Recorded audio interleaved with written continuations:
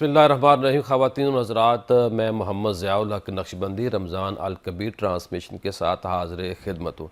आपके इल्म में है माशाअल्लाह अल्हम्दुलिल्लाह, बड़ा अल्लाह का करम और फ़ज़ल है कि हम दूसरे अशरे में दाखिल हो चुके हैं। पहली सहरी है और ख़वातीन और हज़रात, news one TV one Waseb के ऊपर आप माशाअल्लाह एक टाइम में हमें देख रहे हैं, सुन रहे हैं। आज सबसे पहले हमने नात सुननी है और नात के लिए मैं गुजारिश करूँगा अवैस रज़ा साबरी साहब से को हमें नात सुनाएं। काश मैं दो रे पैम्बर में उठाया जाता, काश मैं दो रे पैम्बर में उठाया जाता, काश मैं दो रे पैम्बर में उठाया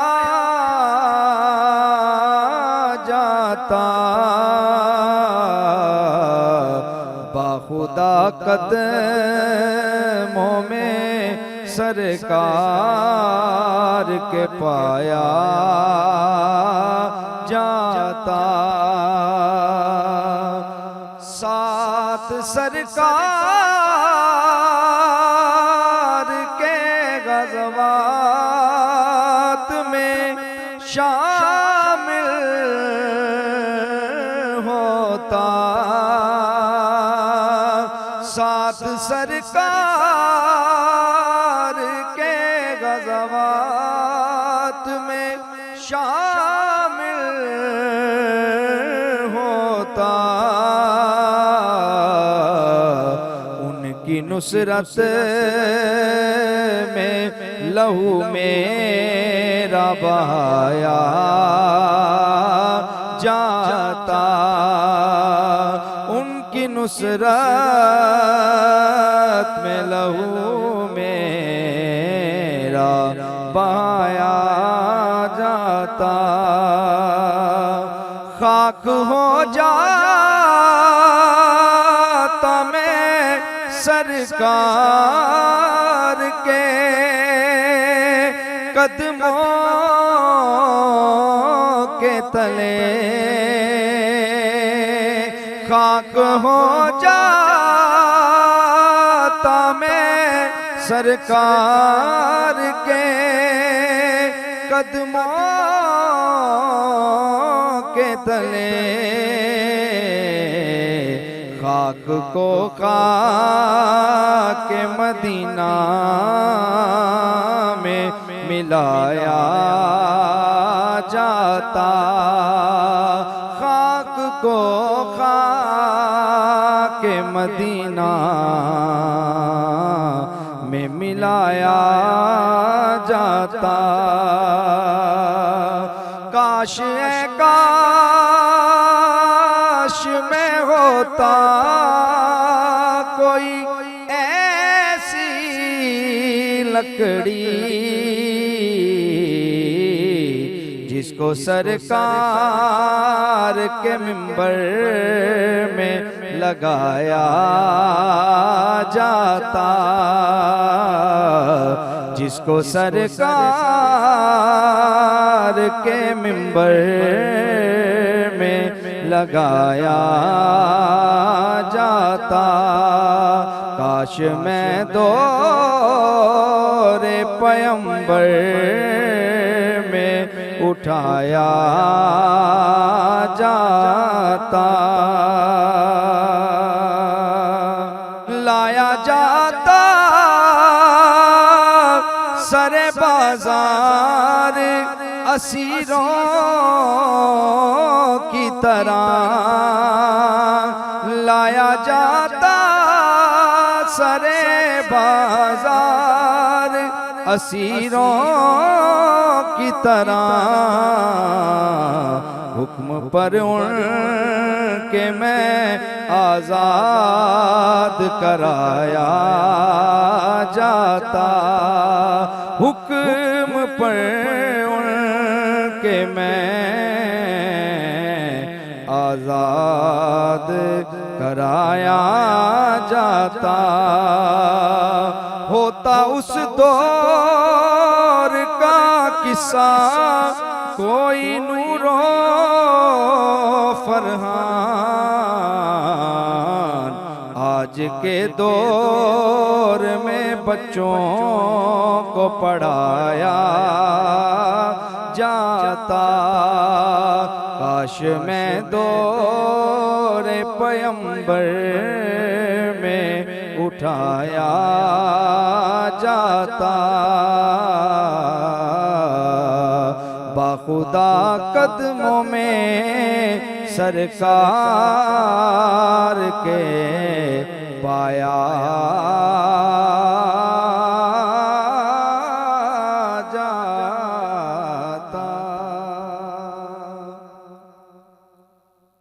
माशाल्लाह बहुत अच्छा लगा, बहुत ही प्यारे अंदाज में खूबसूरत नात सुनने का हमने शर्फ हासिल किया। अब हमारे जो दो खूबसूरत चेहरे हैं, दो बड़े नाम हैं, सैयद मुश्ताक हुसैन बुखारी, बहुत बड़ा नाम है सियासत का और समाजी खिदमात के अंदर इनका बहुत बड़ा नाम है। फ़ारुखाबाद से इनका ताल्लुक़ है। मुस्लिम लीग नून के अंदर अगर टॉप 10 बड़ों की लिस्ट बनाई जाए तो उनमें इनका नाम आता है। जो लेबर विंग है पंजाब का उसके हेड है नून लीग का, और माशाल्लाह साबिक़ मशीर भी हैं वज़ीर आला पंजाब के। बहुत ही प्यारे हमारे मेहरबान हैं। हमारी एकेडमी के ऊपर इनकी बड़ी शफ़क़त है और मैं इसलिए कहता हूँ कि दोस्तों की जो मोहब्बत हो उसको ऑन करना चाहिए। और इनके साथ मौजूद है फ़र्श शहबाज वड़ैच साहब। जिस तरह चेहरा इनका खूबसूरत है वैसे ही माशाल्लाह सीरत के एतबार से, किरदार के एतबार से बड़े खूबसूरत हैं। ये भी हमारे माशाल्लाह बहुत प्यारे भाई हैं।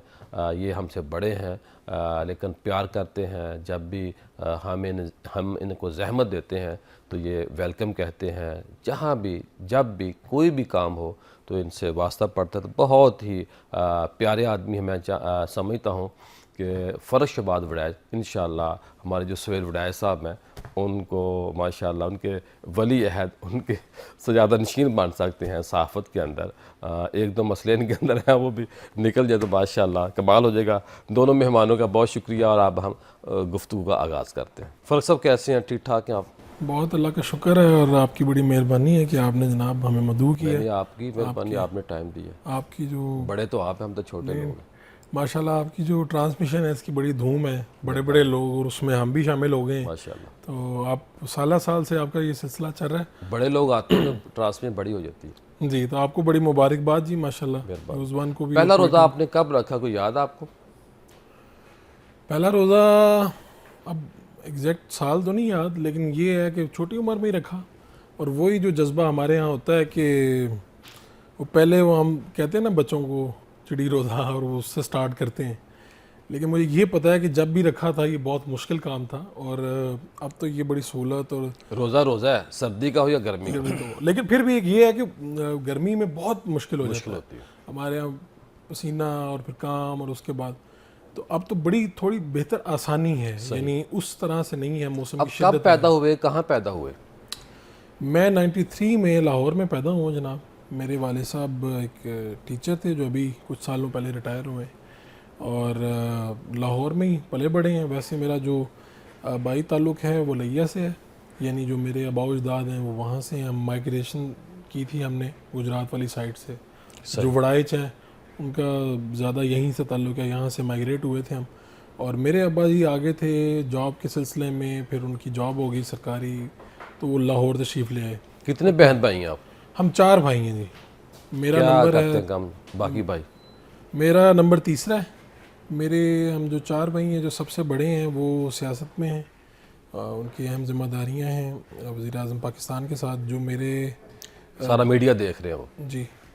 और जो दूसरे नंबर पे हैं वो उन्होंने डी फार्मेसी की है, अब वो एमफिल की और पीएचडी कर रहे हैं। वो पढ़ाते हैं, साथ में अपनी पीएचडी कर रहे हैं इसी में, फार्मेसी में। उससे छोटा मैं हूँ, मैं सहाफ़ी। और मेरे से जो छोटे हैं वो उन्होंने अभी वो लॉ ग्रेजुएशन की है, LLM किया है बरतानिया से, और साथ में वो अपनी प्रैक्टिस कर रहे हैं और दीगर जिम्मेदारियों पे उनका भी। अब ये बताइए कि सहाफ़त में आप कैसे आए, कहाँ कहाँ काम किया? सहाफ़त में तो ऐसे आया हूँ कि काम अभी तक मेरे ख्याल 5-6 इदारे होंगे, और सहाफ़त में ऐसे हैं कि मेरा आगाज़ लिखने से था। मैंने बच्चों के लिए कहानियों से लिखने का आगाज़ किया, और वहाँ से फिर मैं अखबार के सफ़े पे आया। लोग होते हैं जो पहले कैमरे के सामने आते हैं और फिर वहाँ पे आते हैं, तो मेरा आगाज़ सफ़े से हुआ है, मेरा आगाज़ कलम से हुआ है। प्रोफेशनल सहाफ़ी बन गया आप। जी। और मैं आपको एक मज़े की बात बताऊं कि जिस वक्त हम आए थे कैमरे के सामने, तो उस वक्त ये पाकिस्तान में ऐसा चाल चलन भी था कि सीनियर लोग जो जर्नलिस्ट थे वो कहते थे सहाफ़ी सिर्फ वो है जो अखबार के साथ मुंसलिक है। तो उस दौर में बस एक ऐसे कहें कि पुश आ गया और हम इस तरफ आ गए, इलेक्ट्रॉनिक मीडिया और फिर डिजिटल की तरफ। तो वहाँ पे ये चीज़ एक रही है कि भाई हम यही सोचते रहे कि शायद जो कैमरे के सामने आप जैसे खूबसूरत मेज़बान होते हैं ये शायद जर्नलिस्ट नहीं होते, और हम अखबार वाले जर्नलिस्ट होते हैं। तो वो खुमार भी निकल गया फिर आहिस्ता आहिस्ता, और ये कि फिर डिजिटल में आए और फिर कुछ हादसात जो हैं उन्होंने जनाब इस तरफ ले आए। जी शाह साहब, आप कब पैदा हुए, कहाँ पैदा हुए? बिस्मिल्लाहिर्रहमानिर्रहीम, अल्लाहुम्मा सल्ली अला मुहम्मद व अला आलि मुहम्मद।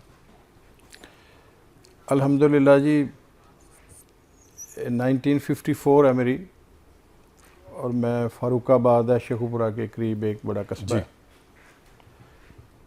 और उसके साथ ही मेरा गांव है जो फ़ारुखाबाद गांव कहते हैं। पहले वो सच्चा सौदा होता था। सही। वहाँ पे सिखों का बहुत बड़ा एक है वहाँ पे गुरुद्वारा, और उसका पुराना नाम चूड़काना है। सही।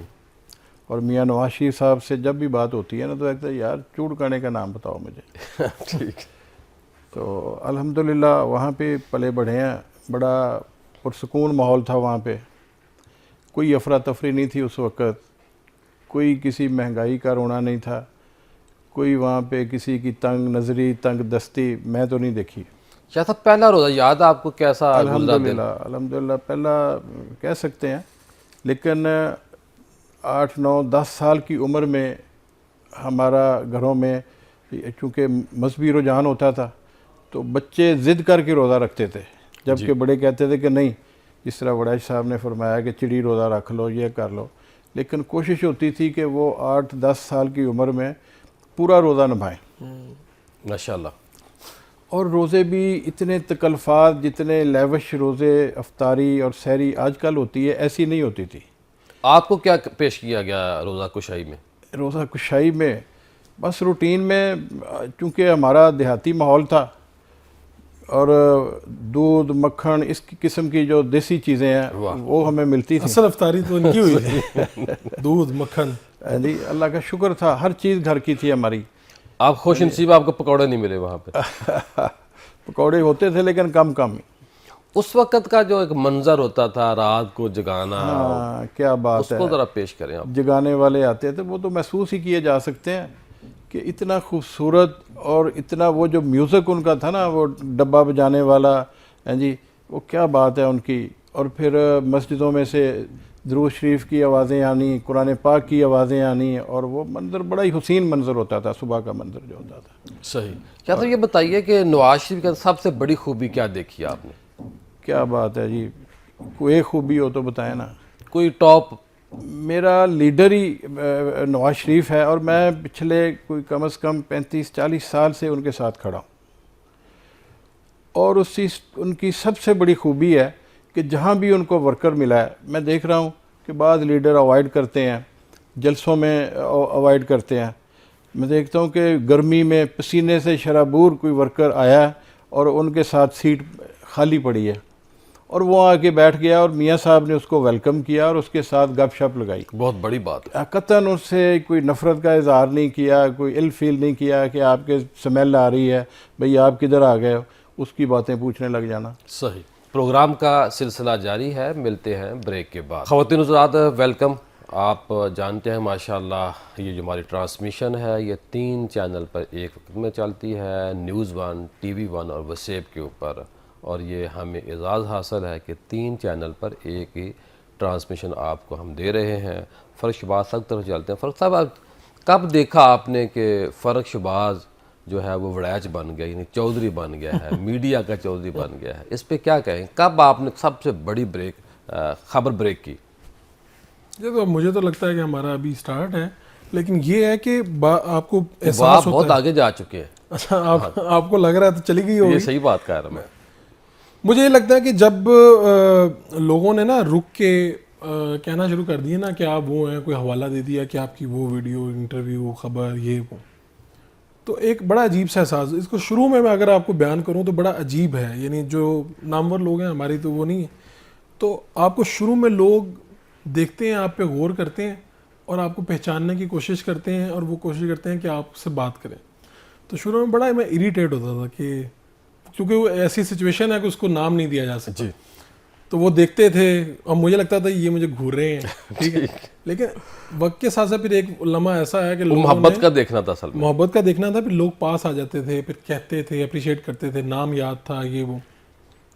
तो अब मैं अपने दोस्तों के साथ जा रहा हूँ कहीं पे, तो दरमियान में कोई रास्ते से आ गया और कोई इस तरह से देख रहा है, तो मेरे दोस्त कहते हैं कि आपको फील नहीं हो रहा कि ये आपको इस तरह करें। तो मैंने कहा ये तो बहुत पुरानी बात होगी कि पता चल गया यार ये पहचानने की कोशिश कर रहे होते हैं। सही। जैसे हमें अपना कोई जानने वाला मिल जाए तो लोग उसको लग रहा होगा कि मुझे करीब आना भी चाह रहे होते हैं, करीब आना भी चाह रहे होते हैं।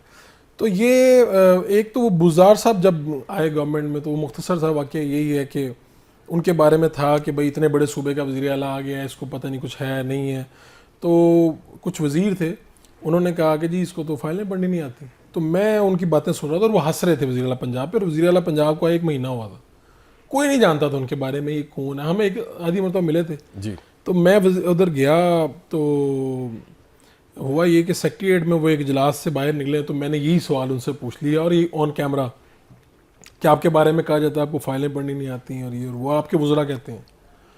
तो वो जो 30-40 सेकंड का या 50 सेकंड, उन्होंने जवाब तो नहीं दिया, लेकिन वो आए मेरे पास और फिर वो मुड़ गए। तो ये 40-50 सेकंड का जो लम्हा है ये फिर तमाम टीवी चैनल्स पे चला। तो उसके बाद फिर ऑफर्स भी आई, चीज़ें भी हुई और मेरा ख्याल है वहाँ से फिर डिजिटल की तरफ भी सफ़र हुआ। शहबाज शरीफ साहब का आप पहले बंदे जिन्होंने पॉडकास्ट किया था, कैसे उनको एग्री किया और उन्होंने कहा भी कि इस शक्ल में, पता नहीं शेप में मैं पहली दफ़ा बैठा हूँ? हाँ बिल्कुल ये ऐसे ही है। और बल्कि ये मज़े की बात है कि किसी भी वज़ीर आज़म का पहला पॉडकास्ट था पाकिस्तान के। ठीक। उसकी वजह ये कि इमरान खान साहब ने एक्स होने के बाद पॉडकास्ट दिए थे। ओके। उस नशिस्त पे बैठ के किसी वज़ीर आज़म ने, तो वो हमारा वो पहला था। और मज़े की बात है उनका आखिरी दिन था, यानी वज़ीर आज़म हाउस में शहबाज साहब का। तो जब हम गए हैं तो उतनी जल्दी थी कि उस दिन चेयरमैन नैब, DGFI और इस तरह के बड़े ऑफिसर्स थे। तो मेरे सामने उन्होंने कहा कि इंटरव्यू उनको कहें कि आज मुलाकात नहीं हो सकेगी। सही। तो अब फिर मैं आगे हुआ तो हम लोग तैयार थे, तो उन्होंने कहा कि हम इसको किसी और दिन ना कर लें। मैं भी आगे बढ़ा और मौके पे मौजूद थे ताउल्ला तायड़ साहब, उनकी भी बड़ी मेहरबानी। उन्होंने कहा नहीं सर ये होना चाहिए, ये अहम चीज़ है, नया फिनोमेना है। अगर शायद वो ये अल्फाज ना कहते तो वो आगे चलती बात। फिर उन्होंने कहा हम बहुत मुख्तसर वक्त के लिए करेंगे। तो जब हम बैठे तो मैंने देखा कि उन्होंने अपनी शायद उस पर लिख के दिया है कि 10 मिनट या 12 मिनट। तो फिर मैंने गुफ्तगू इस तरह से की कि अब मेरा चैलेंज ये था कि आपको भी पता है आप पूरा प्रोग्राम करते हैं कि मैंने प्रोग्राम पूरा करना है। सही। फिर बातें इस तरह से वो फिर चली कि वो पूरा प्रोग्राम रिकॉर्ड हुआ। वाह। और हमारी ख्वाहिश के मुताबिक वो हो गया। और अच्छा था कि वज़ीर आज़म हाउस में उन्होंने अपने वो तोशा खाना के जो तहाइफ हैं जिनके ऊपर कई वज़ीर आज़म को मसाइल का सामना हुआ, वो हमें दिखाए कि किस तरह से उन्होंने वो पब्लिक। कभी आपको धमकियाँ आई हों, कोई लालच मिला हो? लालच हमारी फील्ड में मिल जाता है जी, ये तो वो नहीं है। मसला ये है कि हमारी जो अब इलेक्ट्रॉनिक मीडिया और फिर डिजिटल मीडिया से जो हमारी अर्निंग है अल्हम्दुलिल्लाह बहुत अच्छी है माशाल्लाह। तो अब ये वो वाला लालच नहीं रहा था कितने करोड़ रुपए कमाते हैं आप महीने के सोशल मीडिया से? महीने के मैं करोड़ वाला बंदा नहीं हूँ भाईजान, ठीक है। कितने लाख? मैं इतना ही कमाता हूँ कि मुझे याद है कि लास्ट टाइम जब मैंने 3-4 साल पहले भी जब मैं टैक्स दिया था तो मुझे मेरे वकील ने कहा कि शायद आप डिजिटल कमाने वालों में सबसे ज़्यादा टैक्स देते हैं। मैंने कहा हो सकता है वो छुपा रहे हो, मैं छुपा ना। कितने लाख होगा उस वक्त?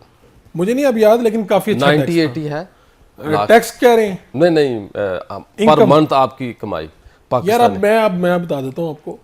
मुझे सिर्फ एक सैलरी नहीं मिलती, मेरा अपने यूट्यूब से अर्निंग अलहदा आती है, मुझे उसके अलावा मेरे कारोबार हैं। तो अब वो सारी अर्निंग मैं बताऊंगा तो लोग किसी और तरफ निकल जाएंगे। लेकिन बहुत अच्छी है, बहुत अच्छी है, बहुत अच्छी अर्निंग है, ठीक है। यानी 2-4-5 माह की तनख्वाह से गाड़ी ली जा सकती है, इतनी अच्छी अर्निंग है।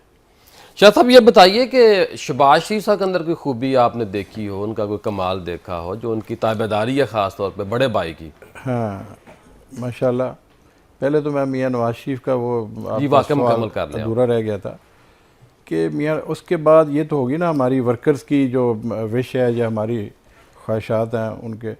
अदरवाइज़ एक लीडर होने की हैसियत से मैं समझता हूँ कि पाकिस्तान का एक वाहद मुहिब वतन और दर्द दिल रखने वाला लीडर है, और उसने पाकिस्तान को कहाँ से कहाँ उठा दिया। आपने देखा होगा, सुने होंगे वाक़यात, दोहराने की ज़रूरत नहीं है।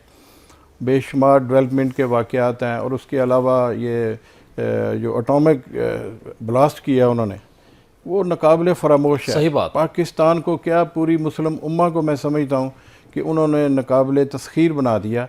अब उसके मुताबिक हम अगर तरीके से नहीं चल सके, बीच में डिसकंटिन्यू मामलात हो गए, तो उस हवाले से नुकसान भी मुल्क को बहुत पहुँचा है। मुलाकात क्यों नहीं कर रहे हो अपने रहनुमाओं से, अपने दोस्तों से? नहीं करते हैं सिलेक्टेड अपना। आपकी कब हुई लास्ट टाइम मुलाकात? मेरी जी तकरीबन मेरा ख्याल कोई 8-10 महीने हो गए हैं। इलेक्शन से पहले? हाँ। क्या बातचीत हुई उनसे? बातचीत सियासी मौजू पे होती है हमारी बातचीत, हमारी रिक्वायरमेंट्स जो होती हैं उसके बारे में। मैं भी कैंडिडेट था एक एन ए के हल्का में। आपका लेबर विंग है, तो मरीम साहबा से कोई मीटिंग हुई हो या अभी तक तो कोई मीटिंग नहीं हुई, लेकिन इलेक्शन से फ़ौरन पहले मेरी बड़ी डिटेल लंबी मीटिंग्स होती रही हैं उनके साथ। फिर मियां नवाज शरीफ साहब ने जब आना था तो मॉडल टाउन में कमो बेश 20 के से ज़्यादा मैंने बड़े बड़े प्रोग्राम भी वहाँ पे किए। लेबर विंग मेरा अल्हम्दुलिल्लाह। जैसा मैंने आपका डेरा भी देखा है, माशाल्लाह इतना आप काम करते हैं, लोग खिदमत करते हैं, और कैसे मुमकिन सारा होता है? आराम तो नहीं करना, बड़ा मुश्किल होता होगा आपको आराम करना, टाइम कम मिलता होगा। ये कोई खुदादाद बंदे के अंदर कुव्वत आती है जिसकी बना पे हमारा तो अल्हम्दुलिल्लाह डेरा राउंड दी क्लॉक चलता है वहाँ पे, और बगैर किसी लालच के, किसी से कोई किसी मनफत, कोई किसी से तलब नहीं होती। ज़्यादातर लोगों के मसाइल क्या आते हैं सियासी एतबार से? हाँ, ज़्यादातर सियासी, एक तो समाजी मसाइल हैं लोगों के, उसके अलावा थाने के, कचहरी के, ये छोटे छोटे मसाइल होते हैं, और उनको अगर गौर से सुन लें तो सुनने के बाद ही मेरा ख्याल है कि आधा मसला हल हो जाता है। जबकि अक्सर पार्लियामेंटेरियंस जो नुमाइंदे इलेक्ट हुए होते हैं वो इनका इतना टाइम दे नहीं पा रहे होते। तो अल्हम्दुलिल्लाह हमारे पास तो टाइम ही टाइम होता है। फर्क साहब ये बताइए कि कोई आपने स्टोरी ब्रेक की हो, वीडियो अपलोड हो गई हो, तो फिर आपको कहा कि यार इसको हटा दो या इसको काट दें, या कोई ऐसा वाक़या कि किसी ने कहा यार ये आपको सवाल नहीं करना चाहिए था मुझसे? अच्छा, ये तो कई लोगों ने कहा कि भाई सवाल नहीं करना चाहिए था, लेकिन मैं ये जो वीडियो उठाने वाली बात है, जब मैं डिजिटल मीडिया पे था तो उस वक्त तहरीक लब्बैक वाले बैठ गए थे, याद होगा आपको, और एक लंबे अरसे के लिए बैठ गए थे जी। तो उस वक्त मीडिया पे ब्लैकआउट था, और मैंने जाके इनका जो मरकज़ है वहाँ से जाके वो की। तो उस वक्त के जो वज़ीर दाखिला थे, हमारे अच्छे दोस्त थे, तो उनका फ़ोन आया मुझे। तो उन्होंने कहा कि यार आपको नज़र नहीं आ रहा कि भाई सब ने ब्लैकआउट किया हुआ है, कोई वजह होगी, कोई ये है वो है, तो आपने ये कर दिया और बड़ा मसला बन गया, और जो अस्करी इदारा है वहाँ से भी प्रेशर आया। मैंने तो कहा कि आप मेरे भाई हैं, ये है वो है, तो आपकी मेहरबानी है आप ये रिमूव करें, वरना अगर आप नहीं करेंगे तो फिर तो मैं कुछ कहने के काबिल नहीं होऊंगा, फिर उनका जो दिल करेगा वो करेंगे। वो तो अब इसके अंदर धमकी भी होती है, प्यार भी था उनका, हर चीज़ शामिल थी। तो फिर मैंने वो कहा और मैंने कहा कि इसको रिमूव कर दिया जाए, लेकिन वो बहुत लोग देख चुके थे, यानी जब हमने लाइव करके हटे थे तो शायद 2-4 लोग देख चुके थे, लाख लोग देख चुके थे। तो उसके बाद वो उस वक्त तक मिलियन लोग देख डाउनलोड कर चुके होंगे, क्योंकि जब पूरे मीडिया में कोई चीज़ मंजर नहीं होगा और आप वो मंजर दिखा रहे होंगे, चाहे वो किसी भी जमात से रिलेटेड हो, तो फिर उसको एक व्यूअरशिप मिलती है। और हमारे पास ये था कि हम डिजिटल पे थे तो ये किया। दूसरी ये बात है कि कई दोस्त हैं, जिस तरह एक इस वक्त भी बड़े सीनियर एक मिनिस्टर हैं, तो उन्होंने ओपोजिशन के वक्त की बात है, वो नून लीग में थे, तो एहतसाब अदालत के बाहर कहीं पे बात हो रही, तो हम लाइव बात कर रहे थे, तो उन्होंने कहा आप वहाँ बात करें ना जहाँ पे आपके पर जलते हैं, वहाँ बात करें। मैंने कहा किन की बात कर रहे हैं? तो मुझे समझ लगी कि ये हमारे इदारों की तरफ इनका इशारा है। तो मैंने कहा मेरे हाथ बंधे हुए हैं, क्योंकि पाकिस्तान का आइन और कानून कहता है कि आप उनके बारे में बात नहीं कर सकते। आपने कानून बनाए हैं, आपको असम्बलियों में भेजा गया और आप इतनी मरतबा आए हैं, तो आप जिस दिन ये कानून बना देंगे कि हम उनके बारे में भी बात कर सकें तो हम बात कर लेंगे। तो बाद में जब वो मुझे मिले तो उन्होंने कहा आपने मेरे साथ बड़ी ज्यादती की है। मैंने कहा लाइव में आपने मेरे साथ मुझे आजमाइश में डाल दिया था, तो मेरा जवाब यही बनता था। सही। ब्रेक के बाद खुश आमदीद। अब मैं चलता हूँ सैयद मुश्ताक शाह साहब की तरफ, उनसे पूछते हैं कि कोई हमें अच्छा सा मैसेज दें, कौम की रहनुमाई करें, ताकि जो बिगड़ा हुआ मुआशरा है हमारा ये सही सिमत इख्तियार कर सके। बड़ा अच्छा सवाल किया आपने। हम कहते हैं कि मुआशरा बड़ा ख़राब हो गया, ज़माना बड़ा ख़राब है। हालांकि दुरुस्त करने की ज़रूरत होती है बंदे को अपने आप को। अगर मैं अपना आप ठीक कर लूँ, अपने घर को ठीक कर लूँ, अगर मैं कोई सियासी रहनुमा या सियासी वर्कर हूँ, मैं गिरदोनवा को ठीक करूँ, तो हमें मिन हैसल कौम ठीक होने की ज़रूरत है और एक कौम बनने की ज़रूरत है, ना कि एक हजूम। और मैं समझता हूँ कि माजरत के साथ अभी तक हमें इसमें कोई खातर खा कामयाबी नहीं हो सकी, लेकिन इसकी तरफ हमें बढ़ना होगा। तो आपने पहले पूछा था वो शहबाज शरीफ साहब का, मैं समझता हूँ कि उनका दुनिया जानती है कि उनकी स्पीड को, जी, लाफानी स्पीड है उनकी, अल्हम्दुलिल्लाह पाकिस्तान मेहनती को आदमी है। उन्होंने डिफ़ॉल्ट से बचाकर तरक्की की तरफ गामजन किया। महंगाई आप देखें, डेवलपमेंट देखें। उसके बाद पंजाब में मोहतरमा मरीम नवाज शरीफ साहबा का जो किरदार है वो नाकाबिले फरामोश है और दिन ब दिन उसमें निखार पैदा हो रहा है। 100 के करीब बल्कि इससे ज़्यादा अभी तक प्रोग्राम उन्होंने लॉन्च कर दिए हैं, जिनमें से मैं समझता हूँ कि 80 के करीब वो कामयाब तरीन प्रोग्राम है। सही, और उसमें बहुत वाकई बहुत मेहनत हर तबका का ख्याल रखा गया है। मज़दूर तबका का अभी चंद दिन पहले भी उन्होंने काफ़ी सारे अनाउंस किए हैं। और किसानों के बारे में, चूँकि मैं बुनियादी तौर पे एक किसान भी हूँ, काश्तकार हूँ, ज़िम्मेदार हूँ, तो हमें भी उन्होंने बहुत सारी फैसिलिटीज़ दी हैं। जहाँ हमारा नुकसान भी हुआ है वहाँ पे गंदम में, उसके बाद उन्होंने हमें, जिन्हों पंजाबी कहते हैं, वराया भी बड़ा जी, सोलर दिए हैं और ये किसान कार्ड दिया है और बेशुमार सहूलतें, ये क्या कहते हैं वो सीडर दे रहे हैं, वो ट्रैक्टर्स दे रहे हैं, बहुत काम कर रहे हैं। फारूक साहब, ये बताइए कि कौन से बड़े इंटरव्यू आने वाले दिनों में आप करने जा रहे हैं? बड़े जो मुल्क में जो लोग मौजूद हैं उनके तो कमो बेश किए हुए हैं। अभी तो रमज़ान चल रहा है, रमज़ान में थोड़ी सी स्पीड कम होती है, लेकिन ये है कि रेगुलर मेरे कुछ पॉडकास्ट चलते हैं। वीकली 2 पॉडकास्ट होते हैं और 2 प्रोग्राम मुझे अपनी टीवी के लिए करने होते हैं, टीवी शोज़। तो बस कोशिश करते हैं कि हर मरतबा ही कोई अच्छी शख्सियत हो, आप जैसी कोई शख्सियत हो, कोई ना कोई। अब ये बताइए कि किसी का आपने इंटरव्यू किया हो, करने के बाद आप पछताए हो, यार काश इसको ना बुलाया होता?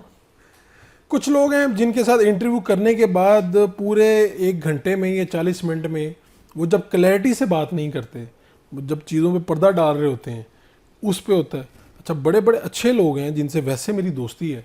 मैं मिसाल के तौर पे जब मैं देखता हूँ कि यार सिराज साहब हैं, अब उनसे बहुत अच्छी दोस्ती है हमारी, लेकिन मुझे याद है कि जब वो अमीर थे तो तब हम उनसे बात करते थे तो वो सवाल का जवाब बहुत तवील करते थे। तो मैंने एक मरतबा उनसे फिर बाद में शिकवा भी किया। मैंने कहा जी हमें तो स्ट्रेट फॉरवर्ड चाहिए होता है, मीडिया वाले हैं, अब आप इतनी तवील बात करते हैं तो मफहूम उसका कहीं पे खो जाता है। इसी तरह बेशुमार लोग हैं। वैसे आपको एक दिलचस्प वाक़या सुना दूं कि शेर रशीद साहब की बहुत डिमांड थी जिन दिनों में, आज भी डिमांड है लेकिन वो आते नहीं मीडिया पे। तो मैंने उनका इंटरव्यू कर लिया और इंटरव्यू बिल्कुल आखिरी ख़त्म हो रहा था। तो इसी तरह जिस तरह ये कैमरामैन खड़े हैं हमारे सामने, तो वो इशारे कर रहे थे मुझे, तो मैंने कहा कोई गड़बड़ है जो मुझे इशारे कर रहे हैं। अच्छा, तो मैंने ना 1 मिनट इंटरव्यू रोका, यानी मैं ख़त्म कर रहा हूँ इंटरव्यू, 20 मिनट 25 मिनट बात कर लिए। मैंने कहा क्या हुआ? उसने उनके सामने कहता सर जी तार नहीं लगी सी। तो वो इंटरव्यू रिकॉर्ड ही नहीं हुआ, यानी उसकी आवाज़ ही वो रिकॉर्ड नहीं। अब शेर रशीद साहब बैठे हुए थे जी, तो वो ना एक मरतबा ज़िच हो गए, तिलमिला उठे। फिर मैंने उन्हें रिक्वेस्ट की तो उन्होंने दोबारा से सारा इंटरव्यू दिया। तो ऐसा भी हो जाता है कि बाज़ दफ़ा आपने पूरा इंटरव्यू रिकॉर्ड किया है और पता चला कि कुछ रिकॉर्ड नहीं हुआ। अल्लाह करे आज ऐसा इंटरव्यू जो आपने अपलोड ही ना किया हो? कई इंटरव्यूज़ हैं। मिसाल के तौर पे हाजी बीबू रहमान साहब XIG हैं, उन्होंने एक मरतबा तरंग में आके बड़े ज़बरदस्त इंटरव्यू दिया, मुझे लगता है बहुत अच्छा इंटरव्यू था और तहलका खेज़ इंकशाफात थे उसमें। तो अगले दिन उनका मुझे फ़ोन आ गया, कहते जी मेरे जो मुर्शद हैं वो ख्वाब में आए और उन्होंने कहा कि नहीं ये नहीं जाना चाहिए। वो इंटरव्यू मैंने फिर रखवा दिया, आर्काइव में कहीं रखवा दिया कि मौजूद है। हाँ वो मौजूद है कहीं पे, लेकिन अब जरी बात है जब आखिर में ये बताइए कि आजकल एक ट्रेंड है कि पैसे देकर इंटरव्यू करना और दूसरा ट्रेंड है कि पैसे लेकर इंटरव्यू करना। आपने कभी पैसे दिए किसी को? नहीं, ऐसा नहीं हुआ क्योंकि हमें किसी को पैसे इस तरह से देने पड़े हों। यानी ये तो हो जाता है कि आप ट्रैवलिंग वगैरह के लिए आप दे देते हैं पैसे।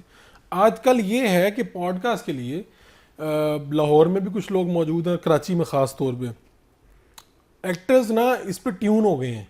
एक्टर कहते हैं 2 लाख रुपया लेंगे, पॉडकास्ट में कोई ऐसी बात करके जाएंगे कि आप डिस्कशन में आ जाएंगे। इस पे फिर वो क्या करते हैं, मिसाल के तौर पर फीमेल एक्ट्रेस हैं, वो कहेंगी जनाब जब मेरे पेट में बच्चा था तो मेरा शोर मुझे मारता था। इस तरह की कोई बात करेंगी कि एकदम थोड़ा सा आ जाएगा कि भाई ये क्या हुआ था। या एक साहब थे, उन्होंने बेहूदगी फैलाएंगे। इमरान खान के बारे में कह दिया कि भाई ये तो वो पीता था, आपको याद हो सब्जीवारी साहब, ये वो। अब मैं आपको बता दूं कि ऑडियंस के लिए इनको पता होना चाहिए कि जितने ये एक्टर्स हैं इनके रेट हैं। ये कहते हैं पॉडकास्ट में आप आएंगे, अगर आप तहलका मचाना चाहते हैं तो 2 लाख रुपया दे दें, अगर आपने नॉर्मल रखना है तो 1 ले दे दें, सफ़र का खर्चा दे दें। तो ये तो है सिलसिला, लेकिन अल्हम्दुलिल्लाह मैं इस एजाज़ से महरूम हूँ कि मैं इनको पैसे दे के। बहुत शुक्रिया, बड़ी मेहरबानी। ख़वातीन हज़रात, 2 खूबसूरत चेहरे आज हमारे साथ मौजूद थे और बड़ी ही प्यारी गुफ्तगू की। कल इंशाल्लाह दोबारा 2 नए गेस्ट होंगे और अब हमने नात सुननी है और नात सुनने के बाद दोबारा ये प्रोग्राम का सिलसिला जारी है। अभी हमने एक बड़े अहम मौजू के ऊपर उलमा जो हमारे हैं, जो अहले इल्म है, जिनका दीन के ऊपर पूरा अबूर है, उनसे बात करनी है। यहाँ हम नाते रसूल मकबूल सुनते हैं। मैं गुजारिश करूँगा अवैस रज़ा साबरी साहब से कि हमें नाते रसूल मकबूल सल्लल्लाहु अलैहि वसल्लम सुनाएं। हुदूद ताईरे सिदरा हुजूर जानते हैं। हुदूद ताईरे सिदरा हुजूर जानते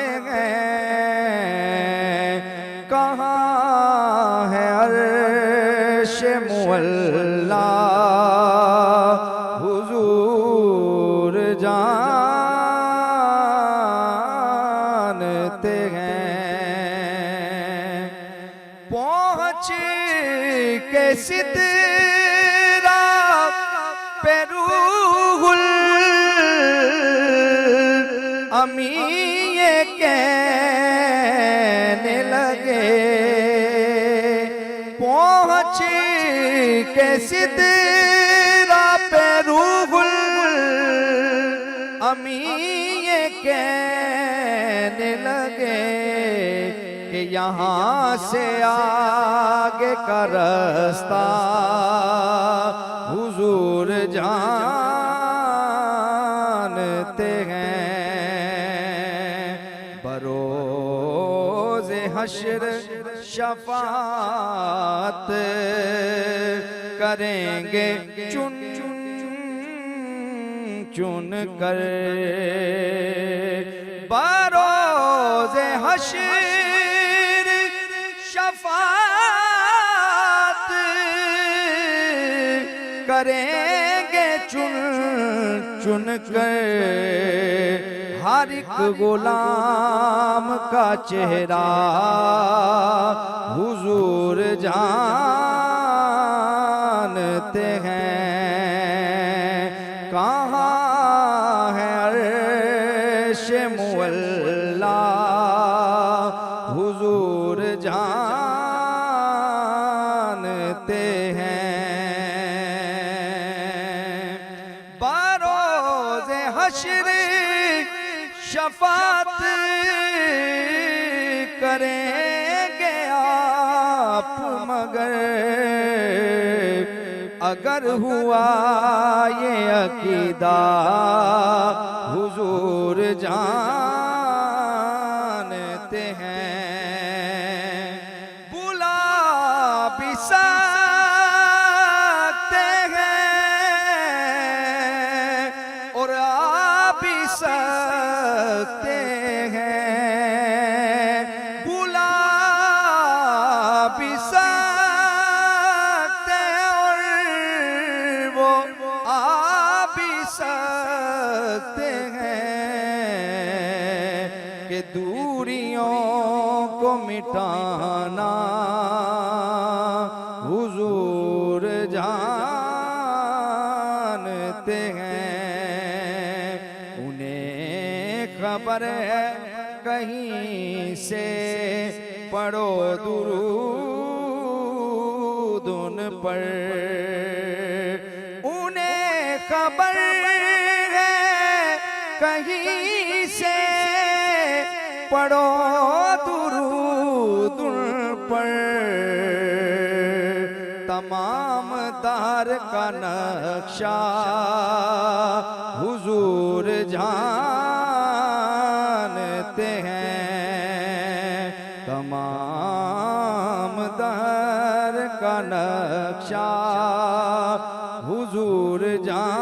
जानते हैं।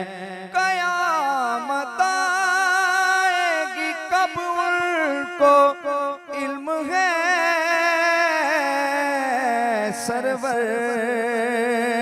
कयामत आएगी कब उनको इल्म है सरवर। ज़हूरे उनका भी लम्हा हुजूर जानते हैं। कहाँ है अर्शे मुअल्ला हुजूर जानते हैं। हुदूद ताइर सिदरा हुजूर जानते हैं। ब्रेक के बाद खुश आमदीद ख़वातीन हज़रात। अब हम रमज़ान अल कबीर ट्रांसमिशन के अंदर उस हिस्से में दाखिल हो चुके हैं कि जहां हमने बात करनी है जो हमारा रेगुलर प्रोग्राम होता है दीन और दुनिया। और ये जो हमारा सहरी का प्रोग्राम है, मैंने पहले भी अर्ज़ किया था, TV1, न्यूज़ 1 और वसेब के ऊपर एक वक्त में 3 चैनल पर हमें प्रोग्राम दिखाने की और आपको देखने की सआदत हासिल हो रही है। और अब हम बिला ताख़ीर अपने जो खूबसूरत मेहमान हैं उनकी तरफ जाते हैं। आज हमारी एक बार फिर बहुत बड़ी खुशबख्ती है कि हमारे साथ मौजूद हैं साहबज़ादा ग़ुलाम नसीरुद्दीन चिराग साहिब। आप वली अहद हैं आस्ताना आलिया गढ़ी शरीफ खानपुर ज़िला रहमियार खां। बड़ा न्याज़मंदी वाला ताल्लुक़ है मेरा और आपके जो वालिद गिरामी हैं अल्लाह पाक उनको सेहत आ फरमाए। हमारी जो उनसे न्याज़मंदी है 25 साल का मेरा उनसे एक मोहब्बत वाला ताल्लुक़ है।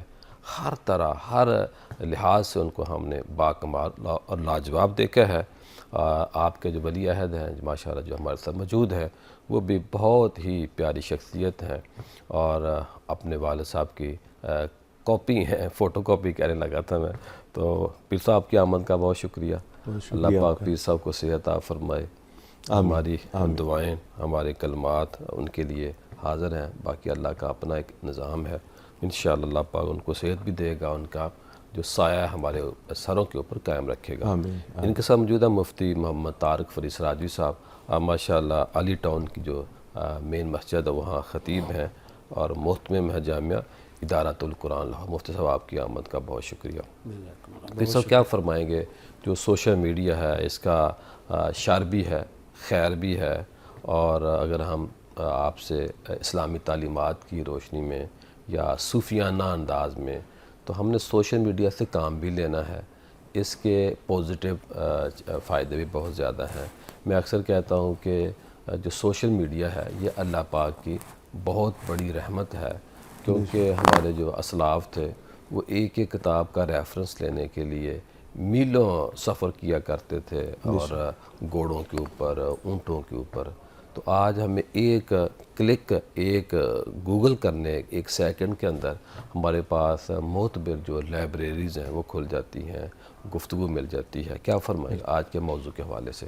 बिस्मिल्लाहिर्रहमानिर्रहीम। पहले तो मैं आपका बहुत शुक्रगुज़ार हूँ कि आज के इस प्रोग्राम में आपने मदऊ किया। शुक्रिया जनाब आपका है, आप बड़े हैं, हम ज़हमत देते हैं, आप तशरीफ़ लाते हैं, बड़ी मोहब्बत फरमाते हैं आप, बहुत शुक्रिया। तो जो आज का हमारा टॉपिक है वो मैं समझता हूँ कि बहुत ही इम्पोर्टेंट टॉपिक है आजकल के दौर में। सोशल मीडिया वाकई बहुत बड़ा प्लेटफॉर्म है और इसका जो काम है उसको अगर देखा जाए तो बहुत बड़ा काम है।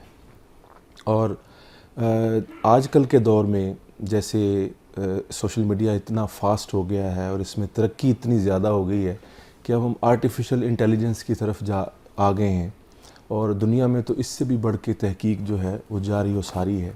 AI का दौर है, AI का दौर है। और एक दौर था जो IBM का दौर था जब कंप्यूटर नए नए आए थे, तो उस दौर में और इस दौर में बहुत फ़र्क है। तो ये जो खला है एक, वो आज जो खला है वो कल मुकम्मल होता है तो एक नई चीज़ सामने आती है, फिर ये चीज़ पुरानी हो जाती है। तो वो अब्दुल हमीद अदम साहब का एक बड़ा खूबसूरत शेर है, वो कहते हैं कि आगे ही में एक खला मौजूद है, यानी ये जो आज हमारे पास है इसमें अभी भी गैप है कल को ये गैप फिर फिल होगा, एक नई चीज़ आ जाएगी। तो वो फरमाते हैं कि आगही में एक खला मौजूद है, इसका मतलब है खुदा मौजूद है। अल्लाह अकबर, अल्लाह। तो ये जो AI हम देख रहे हैं, ये सारा सोशल मीडिया जिस तरह से काम कर रहा है, तो इसका बहुत बड़ा एक किरदार है। अब उस किरदार में दो चीज़ें हैं, खैर भी है और शर भी है। तो हमने देखना ये है कि जो हम कर रहे हैं, जो हम देख रहे हैं, क्या उसमें खैर का पहलू है या उसमें शर का पहलू है। तो हमारे कान में आवाज़ बैक वक्त पड़ेगी, खैर की भी और शर की भी। तवज्जो हमने रखनी है कि खैर की आवाज़ कब आती है और शर की आवाज़ कब आती है। तो इसी तरह से हम अगर इस्लामी तालीमात की रोशनी में देखें तो आका दो जहाँ हज़ूर हज़रत मोहम्मद मुस्तफ़ा सल्लल्लाहु अलैहि वसल्लम आपका फरमान है कि तुम में से बेहतर शख्स वो है जिससे किसी को नफ़ा पहुँचे। जी। तो अगर आप कोई ऐसा काम कर रहे हैं जिससे किसी को नफ़ा पहुंच रहा है, किसी को फ़ायदा हो रहा है, तो फिर तो आप उसका सही इस्तेमाल कर रहे हैं। और अगर किसी को उससे कुछ बुराई की तरफ जा रहा है मामला, तो फिर ज़ाहिर है वो एक बुरा अमल होगा। तो आजकल के इस दौर में हम पॉजिटिविटी की तरफ ज़्यादा नहीं जा रहे, नेगेटिविटी की तरफ ध्यान ज़्यादा है। अगर कोई पॉजिटिव काम करेगा तो शायद उसको लोग इतना पसंद ना करें, अगर कोई नेगेटिव इम्पेक्ट देगा तो उसकी तरफ लोगों की तवज्जो ज़्यादा होगी। जैसे पॉजिटिविटी हमारे सूफिया हमें सिखाते हैं कि कोई एक अमल है उसमें पॉजिटिव पहलू को तलाश किया जाए, बजाय इसके कि हम नेगेटिव चीज़ पर तवज्जो डालें। उसके जो अच्छे शर से भी खैर बरामद हो सकता है, खैर हो सकती है, और हम एक उसके किसी बुरे अमल की वजह से उसकी जो अच्छाइयाँ हैं उसको इग्नोर ना कर दें। इशफाक अहमद साहब बहुत बड़े राइटर हैं, उनका एक बहुत खूबसूरत वाक़या वो लिखते हैं कि वो जब पढ़कर तालीम हासिल करके जब वो अपने गाँव गए तो उनके दोस्तों ने एक बात बताई कि यहाँ पर एक माई है, उनका वो लिखते हैं ताई नूरा के नाम से, वो तंदूर पर रोटियाँ लगाती है। तो उससे हमने कभी कोई नेगेटिव बात नहीं सुनी आज तक, उससे कोई बात करें तो वो पॉजिटिव जवाब देती है। अल्लाह अकबर। तो आज आपसे शर्त लगाते हैं कि उसके पास चलें और उससे कोई नेगेटिव बात निकलवाने की कोशिश करें। तो उन्होंने कहा कि अच्छा, मैं तो आज 12वीं पढ़ के आया हूँ, तो मैं तो ज़रूर उसे आज वो कोई बात निकलवा लूँगा। तो उसके पास जाते हैं, उससे जा कहते हैं कि हम तुमसे सवाल करने आए हैं। तो वो कहती मैं तो अनपढ़ जाहिल हूँ बेटा, मैं क्या जवाब दूँगी। तो वो कहते हैं कि आज हमें इस सवाल का जवाब दीजिए कि जो शैतान है इसके बारे में आपका क्या ख्याल है। अब शैतान के बारे में कोई पॉजिटिव बात तो नहीं हो सकती। तो उनका जो जवाब था वो बड़ा खूबसूरत था। उन्होंने कहा कि बात यह है कि मैं जानती तो नहीं ज़्यादा, लेकिन एक बात यह है कि है बड़ा मुस्तकिल मिजाज। जिस बात पर कायम था आज तक उसी बात पर कायम और हम कायम नहीं रहते। हाँ जी। तो गौर करने का मतलब ये है कि इस बात में से भी पॉजिटिविटी निकाल। जनाब मुफ्ती तारक साहब क्या फरमाएंगे। जाली अकाउंट बने होते हैं और फेक न्यूज़ आती हैं, और कुरान हमें ये कहता है कि जब कोई ख़बर देने आए तो उस ख़बर की तस्दीक कर लिया करें। इस्लामी तालीमात की रोशनी में हमें ये बताइए कि जो जाली अकाउंट है इनकी शरई हैसियत क्या है। बिस्मिल्लाहिर्रहमानिर्रहीम। बहुत शुक्रिया किबला पीर साहिब। आज का मौजू भी बड़ा शानदार है, हमेशा की तरह। अल्लाह पाक आपको और आपकी टीम को जज़ाए खैर अता फरमाए। आमीन। खूबसूरत निशानदेही करते रहते हैं माशरे की बेहतरी और इस्लाह के लिए। आप अच्छे से अच्छे प्रोग्राम का एहतमाम करते हैं। आज का ये जो दौर है सोशल मीडिया का दौर, आर्टिफिशियल इंटेलिजेंस, जैसे अभी किबला साहबजादा साहब फरमा रहे थे, इसने जैसे कईयों को तारा है और कईयों को बिगाड़ा भी है। जी, बड़ी लड़ाइयाँ पड़ी हैं इसकी वजह बड़ी से। लड़ाइयाँ, बड़े घर तबाह हुए। असल में एक चीज़ हम अगर देखें तो इसने हमें कुरान और सुन्नत से और किताब से दूर भी किया है। ठीक बात। जैसे आप फरमा रहे थे, बहुत सारी सहूलियात हैं, बहुत सारे फ़वाइद भी हैं, यकीनन है। हर चीज़ के दो पहलू होते हैं। जिन्होंने नेगेटिव इस्तेमाल किया, आप उनकी बात कर। मैं उनकी बात कर रहा हूँ। लेकिन यहाँ अगर हम देखा जाए तो इसका जो इस्तेमाल हो रहा है ये बहुत ज़्यादा नेगेटिव हो रहा है। हमारा मुआशरा मगरिब के पीछे इतना अंधा हो गया है और उसकी देखा देखी हमने इतना इसको प्रमोट किया है और इस चीज़ में इतना आगे बढ़े हैं कि हमने असल और नकल की पहचान भी ख़त्म कर दी। सच और झूठ का भी यानी कबाड़ा हो गया है, और इस सोशल मीडिया की वजह से। सही बात। हमारे बहुत सारे लोग, बहुत सारे घराने, बहुत सारे अफराद, उन्होंने देखे सोशल मीडिया क्या हमें दिखाता है, इतना वो झूठ को खूबसूरत करके मुज़य्यन करके हमारे सामने रखता है जैसे शैतान ने ना अल्लाह पाक की बारगाह में कहा था ना कि मैं बुराई को इनके सामने मुज़य्यन करके खूबसूरत करके लाऊंगा और ये कबूल करेंगे।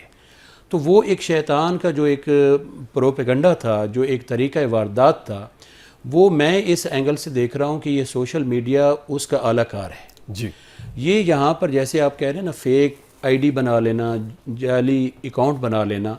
अब देखें कई हमारे यहाँ मिसालें सामने आ चुकी हैं। लड़का लड़की आपस में उनकी अंडरस्टैंडिंग हो रही है, गपशप हो रही है, चैट हो रही है, सारा कुछ हो रहा है और ये सोशल मीडिया के ज़रिए हो रहा है। और सोशल मीडिया पे बड़ी खूबसूरत हूर की तस्वीरें नज़र आ रही हैं और वो खुश हो रहा है, दिल दिल में खुश हो रहा है और वो तैयार हो रहा है, अपने आप को आमादा कर रहा है कि मैं तो इधर रिश्ता करूँगा ही करूँगा। सही। लेकिन जब ये सोशल मीडिया का पर्दा हटता है, चेहरा सामने आता है, तो वो जनाब पीछे जाके गिरता है। अभी एक वाक़या हुआ है हमारे पाकिस्तान, रोज़ वाक़यात हो रहे हैं। तो वो ऐसा होता है कि सोशल मीडिया एक ऐसा एक झूठा प्रोपेगंडा का एक प्लेटफार्म भी है कि वहाँ जो मर्ज़ी झूठ रख दिया जाए ना और इस ज़ोर शोर से वो बोला जाता है, लोग उसको सच समझना शुरू कर देते हैं, जबकि अल्लाह और उसके रसूल ने इससे मना फरमाया। देखिए आप इस्लामी तालीमात को देखें ना, हर चीज़ में, यहाँ तक कि नबी करीम सल्लल्लाहु अलैहि वसल्लम ने फरमाया, जब तक आँखों से देखो नहीं और कानों से खुद सुनो नहीं, तब तक उसकी बात पर यकीन नहीं करो। सही बात। और किसी के झूठे के लिए इतना ही काफ़ी है कि वो सुनी सुनाई बातों पर अमल पैरा हो बहुत जाए। अच्छी बात की, तो लिहाजा कमाल हो गया। ये जो चीज़ें हैं, इन चीज़ों को समझने के लिए, इनके इस्तेमाल के लिए पहले हमें इस्लामी तालीमात पर पूरा उतरना ज़रूरी है। सही सही। जब तक हमारे अंदर इस्लामी तालीमात पूरी होंगी तो फिर हमारा मुआशरा इस मगरबी वार से महफूज हो और जाएगा। मुफ्ती साहब हमें ये भी चाहिए कि अपने बच्चों से मोबाइल ज़्यादा ना उनके सामने खुद यूज़ करें और बच्चों को मोबाइल कम से कम इस्तेमाल करने दें। इसकी बड़ी और सबसे बड़ी बात यह है कि जब कोई रिश्ता तय हो जाए तो फिर वहाँ ये चाहिए कि बच्ची और बच्चा जिनका आपस में रिश्ता तय हो चुका है फैमिली की तरफ से, वो ज़्यादा फ़ोन पे बातें ना करें, वहाँ से कबाहतें जन्म लेती हैं। प्रोग्राम का सिलसिला जारी है, मिलते हैं ब्रेक के बाद। ब्रेक के बाद खुश आमदीद। और आज हम बात कर रहे हैं सोशल मीडिया का पॉजिटिव और नेगेटिव जो इस्तेमाल है। और जब हम सोशल मीडिया की बात करते हैं तो सोशल मीडिया से अब हम बच नहीं सकते। सिर्फ ज़रूरत इस अमर की है कि हम ख़ुद अपने बच्चों को, अपनी सोसाइटी को, अपने शागिर्दों को बावर कराएं कि आपने बेटा पॉजिटिव इस्तेमाल करना है। जो लोग पॉजिटिव इस्तेमाल करते हैं वो करोड़पति हो चुके हैं और जो लोग नेगेटिव इस्तेमाल करते हैं वो काकपति हो चुके हैं, उनके पास पल्ले कुछ नहीं बचा। और बच्चियों को ख़ास तौर पे ये चाहिए कि खुदारा किसी को अपनी वीडियो ना भेजें, किसी को अपनी तस्वीर ना भेजें, कुछ भी हो जाए। आप अब तो मसाइल ये भी आ रहे हैं कि आपका खामंद था, पहले आप शादीशुदा थे, आप मियाँ बीवी थे, जब तलाक होती है तो उसके बाद फिर वो खामंद या वो जो बीवी है वो वीडियो मंजर आम पर ले आती है, तस्वीरें शेयर कर देती है। इसलिए हमने बचना है और जो इस्लाम का दामन है उसको थामना है। फिर सब क्या फरमाएंगे इस हवाले से, हमें कुछ रहनुमाई दें ताकि लोगों को बचाएं। हमने इस्तेमाल भी करना है लेकिन बचना भी है, क्या फरमाएंगे आप? जिसमें मैं अर्ज़ करूं कि जो तहकीक है ना, उसका एक बहुत बड़ा किरदार होना चाहिए। किसी भी किस्म का आप कोई काम अगर करने जा रहे हैं, कसवटी होनी चाहिए, बड़ी तगड़ी तहकीक बहुत ज़रूरी है। जैसे अल्लाह ताला कुरान करीम फुरकान हमीद में फरमाता है कि बग़ैर तहकीक के किसी बात पर अमल दरामद न करो, कान, आँख और दिल के बारे में सवाल किया जाएगा। तो हमें इस पर तवज्जो करनी चाहिए कि हमने कल इस पर जवाब भी देना है।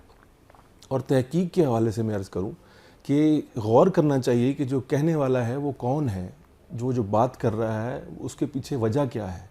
हम बग़ैर तहकीक के जब चीज़ को आगे फॉरवर्ड करते हैं तो उसमें फिर नेगेटिविटी का जो मामला है वो ज़्यादा बढ़ जाता है। जैसे वो शेर है ना कि दस्तार की हर तार की तहकीक है लाजिम। अल्लाह। दस्तार की हर तार की तहकीक है लाजिम, हर साहिब दस्तार मुअज़्ज़ज़ नहीं होता। अल्लाह। तो ये तहकीक करना बड़ा ज़रूरी है। और आज बड़ी बात किया आपने कि हर बंदे जुब्बे को बेपहन रखे हैं जी। आजकल।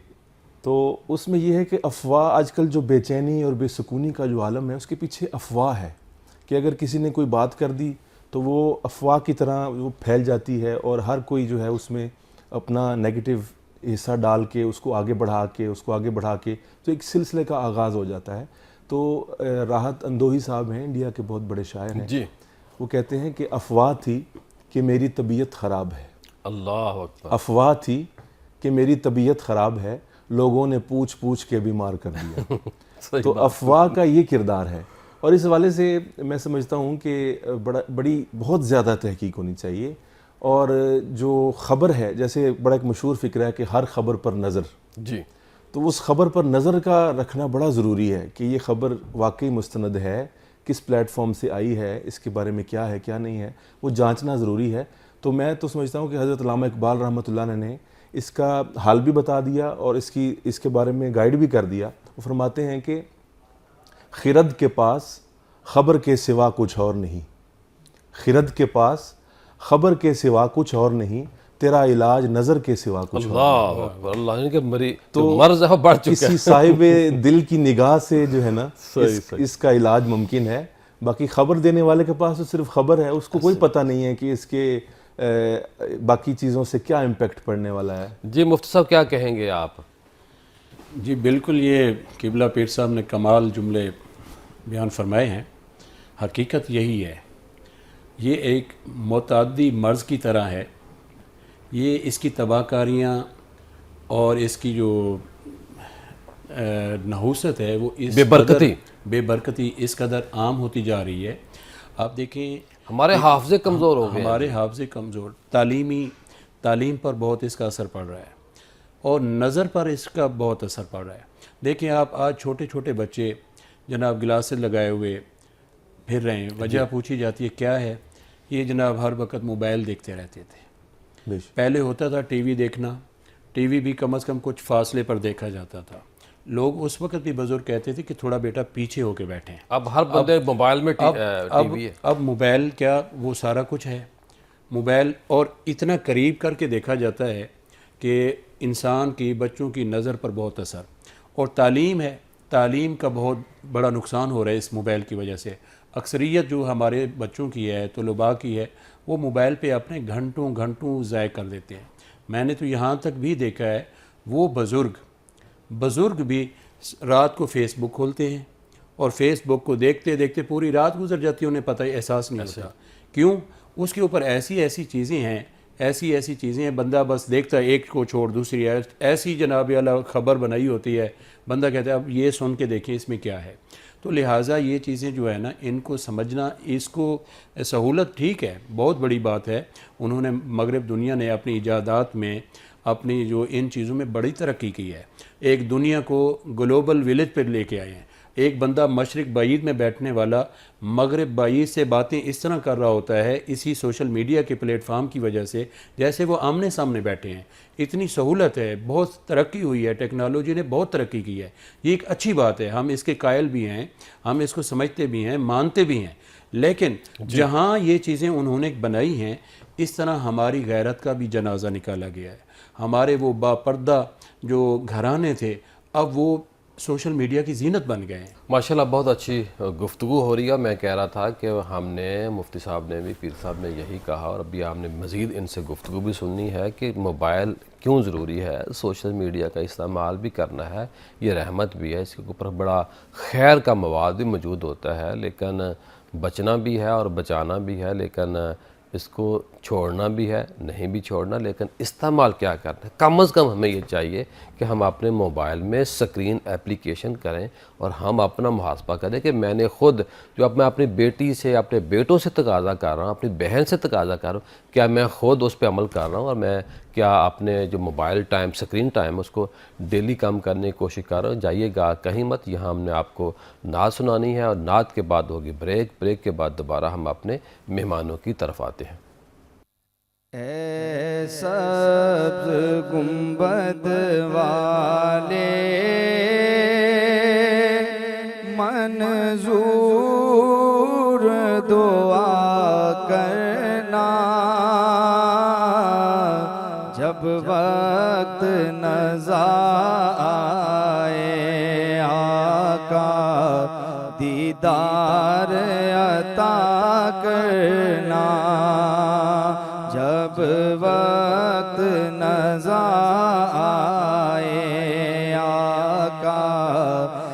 दीदार अता करना।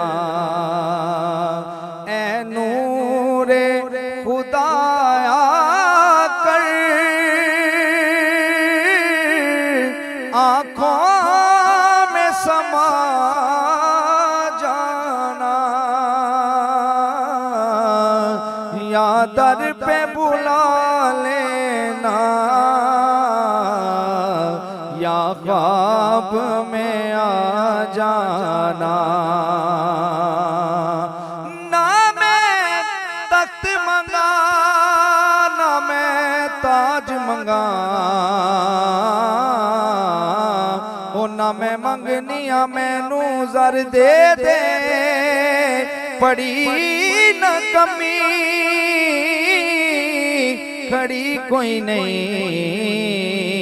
ओ करके नजर साया मैनू पर दे दे। उड़ के पहुंच जावा तेरे विच कदमा, ऐसा वक्त साया वक्तावर दे दे, रोज वेखदी रवा सरकार तैनू, मैनू विच मदीने दे कर दे दे, या दर पे बुला लेना,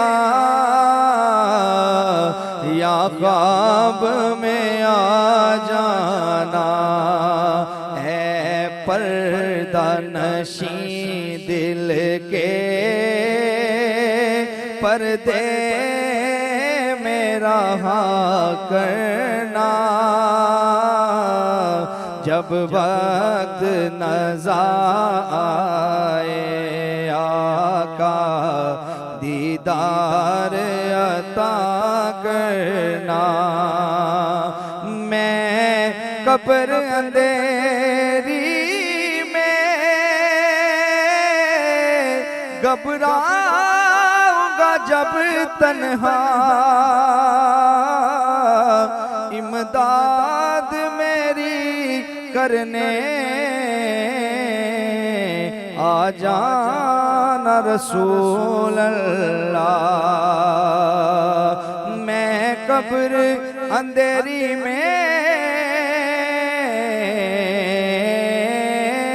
मैं कब्र अंधेरी में घबराऊंगा जब तन्हा, इमदाद मेरी करने आ जाना मेरे आका। रोशन मेरी तुरबत को लिल्लाह जरा करना, जब वक्त नज़ा आए आका दीदार अता करना। मुजरिम हूँ जहाँ पर का, महशर में बरम रखना, रुसवाए ज़माना हूँ दामन में छुपा लेना। मुजरिम हूँ जहाँ पर का, महशर में बरम रखना, रुसवाए ज़माना हूँ दामन में छुपा लेना। मकबूल दुआ मेरी मंजूर दुआ करना, मकबूल दुआ मेरी मंजूर दुआ करना, जब वक्त नज़ा आए आका दीदार अता करना, ऐ सब्ज़ गुंबद वाले मंजूर दुआ करना, जब वक्त नज़ा